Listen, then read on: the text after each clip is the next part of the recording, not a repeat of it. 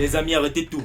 J'ai encore découvert une bourse d'études entièrement financée en Roumanie. Ça, c'est la deuxième bourse d'études que je trouve comme ça, entièrement financée en Roumanie. La première vidéo est toujours disponible sur la chaîne, mais ceux qui vont se précipiter vont pouvoir postuler à la première bourse d'études qui est entièrement financée en Roumanie. Alors, dans cette vidéo encore, je reviens avec une autre bourse d'études qui est toujours entièrement financée en Roumanie. Donc, je vais vous partager les différents détails et informations pour cette bourse d'études. Donc, si tu aimerais savoir les différentes informations, juste reste, regarde la vidéo jusqu'à la fin. C'est une bourse qui est entièrement financée et il ne faut pas traduire les documents pour postuler à la bourse. Donc, tu peux traduire tes différents documents en français. Si déjà tes différents documents ne sont pas traduits, si tes différents documents sont en français, tu peux traduire tes différents documents en français. Et quelle qu'en soit ta nationalité, il n'y a pas de limite d'âge. Alors, sans plus tarder, les amis, on va aller sur l'écran de mon ordi et je vais vous présenter cela. Sur ce, on y va.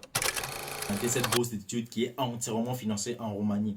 Alors, déjà, voici la bourse en question. Vous voyez tous les différents pays. Laissez-moi juste remonter. Nous sommes déjà en haut de la page. Voilà. Alors, la date limite pour pouvoir postuler à cette bourse d'études, c'est le 30 juin 2023. Et vous pouvez postuler pour ces trois niveaux scolaires, licence, master et doctorat, ou aussi pour les recherches, en fait. La date limite, bon, il reste pratiquement 65 jours. Donc, le 30 juin 2023, c'est entièrement financé. Ça, c'est en fait les différentes informations, la genèse de la bourse, quand est-ce qu'elle a été créée, combien elle existe, etc. Donc, vous pouvez lire cette partie-là. Moi, je ne vais pas la lire. On va commencer sur les différents détails du programme. Alors, avant de se lancer directement sur cette bourse, en fait, j'aimerais vous partager une information. Nous serons en live ce dimanche 30 avril 2023. On va discuter pour les différentes procédures d'immigration au Canada. J'aurai un invité magique en fait. Lui-même c'est un autre youtubeur, il fait la procédure d'immigration au Canada. Lorsque vous mettre l'affiche en fait, vous allez reconnaître la personne. Il a plus de 35 000 abonnés sur sa chaîne YouTube. Alors, je l'ai invité, on va débattre ensemble pour différentes procédures d'immigration au Canada, les études au Canada, du travail au Canada, quels sont les différents programmes qui permettent d'immigrer facilement au Canada. Donc, si tu as des questions à propos du Canada et que peut-être tu aimerais immigrer au Canada ou tu as des amis, des frères, juste partage-leur cette information sur cette chaîne YouTube le dimanche à 17h GMT. Je dis bien 17h GMT. Donc, réglez vos différentes montres. Nous serons en live pour discuter des différentes procédures d'immigration au Canada. Donc, les amis, préparez vos différentes questions. Alors, sur ce, on revient sur la bourse. Voici les différentes informations, les détails du programme. Le nombre d'années pour le cycle licence, on dit 3 à 6 ans pour le cycle licence. Pour le cycle master, c'est de 1 année et demie à 2 ans. Pour le cycle doctorat, c'est de 3 à 4 ans.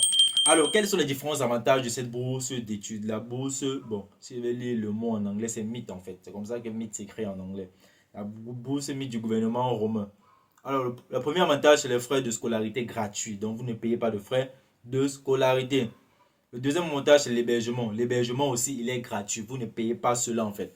Alors, le troisième avantage, c'est l'allocation mensuelle de 65 euros par mois pour l'étudiant de premier cycle et 75 euros par mois pour l'étudiant de deuxième cycle, donc cycle master, et 85 euros par mois pour l'étudiant de troisième cycle, pour le cycle PhD en fait, ou doctorat. Alors, déjà, vous devez savoir qu'en Roumanie, la monnaie locale utilisée là-bas, c'est pas l'euro. Donc, leur monnaie est plus faible que l'euro. Donc, vous pouvez aller convertir, mais c'est un pays européen en fait. Mais vous pouvez aller convertir pour pouvoir voir combien ça donne. Je vous ai montré ça dans la première vidéo, la première bourse d'études que j'ai toujours faite à propos de la Roumanie. Alors, on va aller sur les différentes informations. Sur les autres informations, on dit de plus, les candidats retenus bénéficient des avantages suivants: exonération du paiement des frais d'inscription, des frais de dossier, des frais de compétences de langue en Roumanie, des frais de test d'admission au doctorat et des frais de test d'aptitude spécifiques. Donc, c'est un test que vous allez passer là-bas. Année préparatoire gratuite de langue en Roumanie, de la langue roumaine en fait. Allocation mensuelle pendant les années de préparatoire de langue roumaine. Donc, on vous donne de l'argent de subsistance. Une assistance médicale, le prix des transports en commun réduit au même tarif que celui des étudiants roumains. Alors, on dit ceci: la bourse ne couvre pas les frais de voyage international, le frais de voyage du point d'arrivée en Roumanie et de l'emplacement de l'université. Tous les étudiants acceptés doivent être prêts à supporter les dépenses non couvertes par la bourse. Donc, la seule chose que tu vas couvrir en fait ici, c'est ton billet d'avion, c'est tout. Tout le reste, c'est la bourse qui couvre cela. Alors, quels sont les différents critères d'éligibilité pour pouvoir postuler à cette bourse? On dit citoyens étrangers venant de tous les États du monde, à l'exception des pays membres de l'Union européenne. On parle aussi de l'Islande, c'est Liechtenstein, je ne sais pas comment on dit ça, la Norvège et la Suisse en fait. Donc ces différents pays-là ne sont pas éligibles.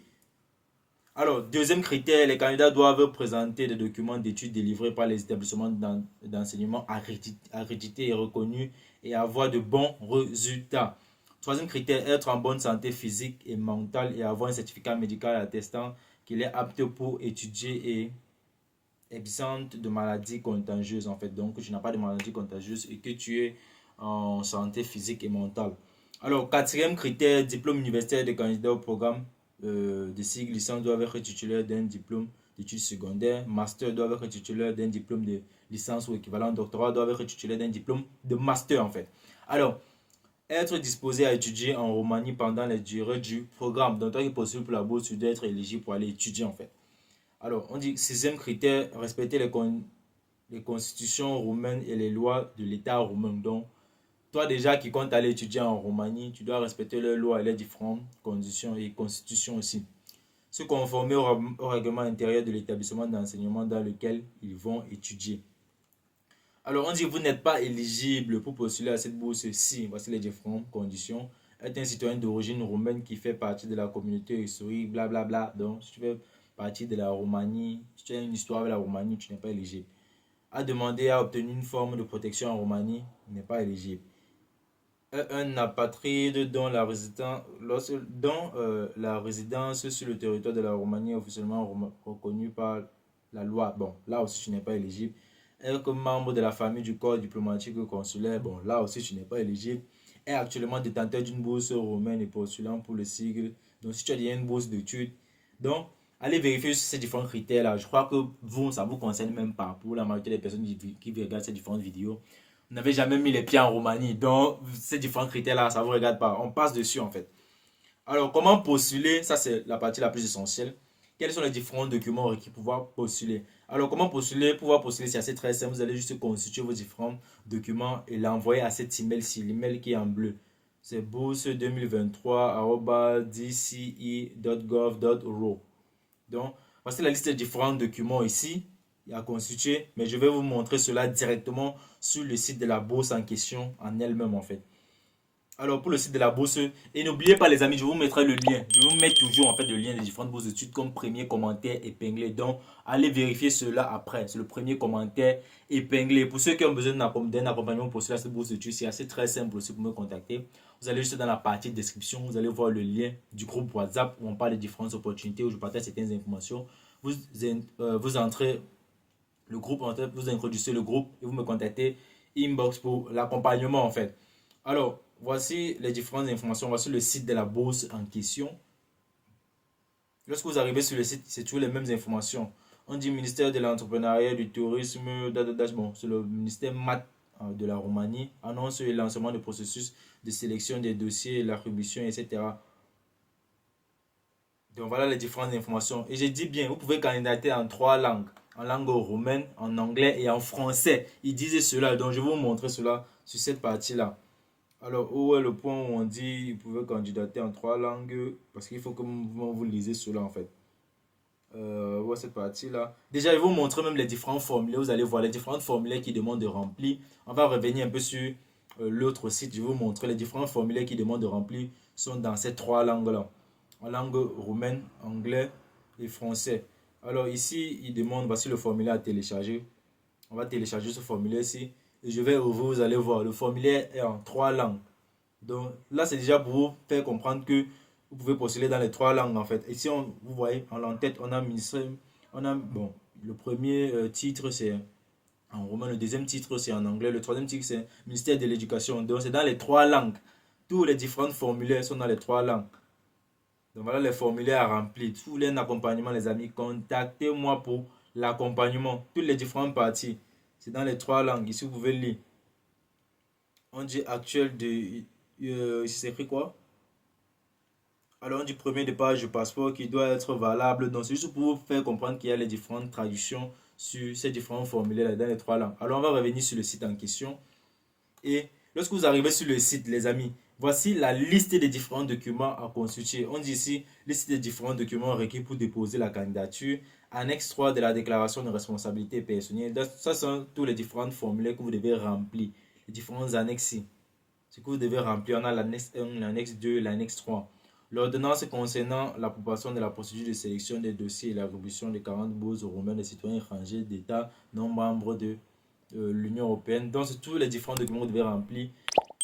Ici, c'est la courte présentation en anglais concernant le processus de sélection pour l'octroi de bourse citoyenne. Donc on va cliquer sur la liste des documents requis en fait. Pour que vous puissiez avoir un aperçu, je vais ouvrir cela sur mon Word. We are going to open that, nigga. S'il vous plaît, les amis, likez et partagez cette vidéo. S'il vous plaît. Lorsque je fais ces différentes recherches là, c'est pour vous, les amis. Donc, encouragez-moi à liker et à partager les différentes vidéos, s'il vous plaît. C'est pas tuant. Juste un pouce bleu et tu partages, c'est tout. Alors, en attendant que le site ouvre ou le formulaire ouvre, en fait, on va revenir un peu, consulter les différentes informations. Ici encore, c'est la même chose. Ils ont toujours mis le lien de l'université pour pouvoir postuler. Voici le lien ici. Bourse de 2023@dce.gov.ro. Alors, je crois que c'est déjà ouvert. Bon, ça n'a pas encore ouvert. Ça pas encore... Bon, c'est bon. Alors, voici les différentes informations. On dit le dossier de candidature. Contiendra les documents suivants. Voici la liste des différents documents que vous devez préparer, les amis. Ici, on dit lettre de recommandation. Voici comment tu vas constituer ta lettre de recommandation. Donc, voici les différentes informations sur la lettre de recommandation, les amis. Prenez votre temps en allant sur le site et à pouvoir lire les différentes informations. On dit document encore, les notes, vos différents documents et relevés de notes. Tout est sur le site.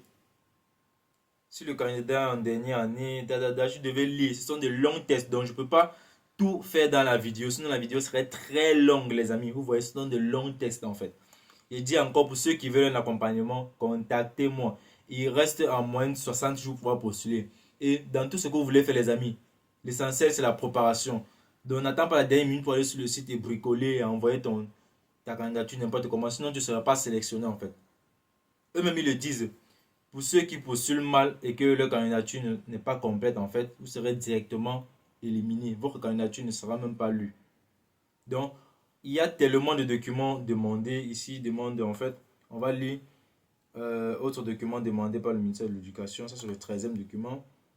Comme 12e document, ici, on demande que le curriculum vitae du candidat dans l'une des langues et son passeport, 2 photos passeport récentes. Voici ça ici.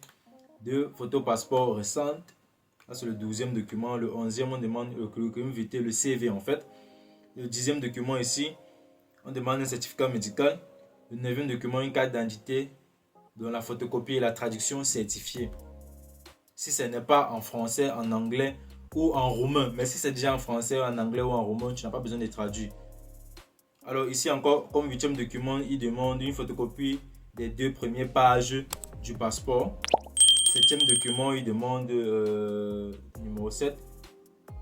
Acte de naissance, photocopie et traduction certifiée. Il dit bien encore, si ce n'est pas en français, en roumain ou en anglais. Si c'est déjà dans l'une de ces différentes langues-là, tu peux laisser. Ici, il demande encore quel document? La déclaration du candidat qu'il ou elle n'a pas bénéficié d'une bourse de la Roumanie. Là, il y a le formulaire rempli pour certifier que tu n'as pas déjà obtenu une bourse de la Roumanie par le passé en fait. Le 5e document, on dit relever de notes authentiques par les autorités compétences des pays délivrant des différents diplômes en fait. Ici encore, 4e document, il demande la thèse, bon, pour les différents étudiants qui postulent pour le doctorat, peut-être le master. Comme 3e document ici, on a la demande de bourse, dont il y a le formulaire rempli, l'annexe 2 en fait, voilà le numéro de l'annexe. Ici encore l'annexe 1 comme premier document rempli, comme 2e document rempli, autant pour moi, l'annexe 1 a rempli en fait. Et comme premier document, il y a la lettre de recommandation. Donc il y a pratiquement 13 documents à préparer les amis. Il y a 13 documents à préparer. Allez sur le site, vous prenez votre temps de lire et de comprendre. L'essentiel c'est ça. C'est pas moi qui vais faire toute la lecture pour vous. Je vous accompagne plus sur la candidature. Mais si vous me posez certaines questions et que sur le site on a répondu, moi je ne vais pas vous répondre. Je vais vous envoyer d'aller lire. Parce que c'est à vous de comprendre en fait. Il ne faut pas venir dire que tu as postulé juste pour postuler. Alors les amis, ça c'était l'information que j'avais à vous partager. N'oubliez pas, nous serons en live ce dimanche 30 avril à 17h GMT sur l'immigration au Canada. Donc si tu as des différentes questions, si tu aimerais immigrer au Canada, juste rendez-vous ce dimanche à 17h GMT sur cette chaîne YouTube. Sur ce, les amis, peace out. Moi c'est Franck pour la beauté de la chaîne FP Poutine de Voyage. Goodbye.